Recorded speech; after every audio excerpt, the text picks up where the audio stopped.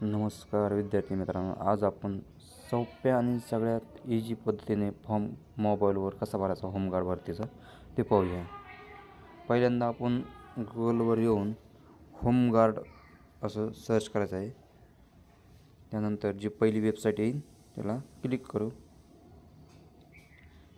त्यानंतर खाली आलेलं आहे महाराष्ट्र राज्य होमगार्ड नोंदणी, इथं क्लिक करायचं आहे. आणि त्यानंतर आपल्याला बघायचं आहे आपल्या कोणत्या जिल्ह्यात आपल्याला अप्लाय करायचं ते, पण शक्यतो आपण आपल्याच जिल्ह्यात आणि तालुक्यातच अप्लाय केलेलं चांगलं आहे. त्यानंतर तुम्हाला जर आपल्या तालुक्याची जाहिरात पाहिजे असली तर इथे क्लिक करून डाउनलोड PDF करायची. त्यानंतर आपल्याला अप्लाय करायचं आहे तर एनरोलमेंट या बटनावर क्लिक करू. मोबाईलवर असल्यामुळे ते लॅपटॉपवर व्यवस्थित होते.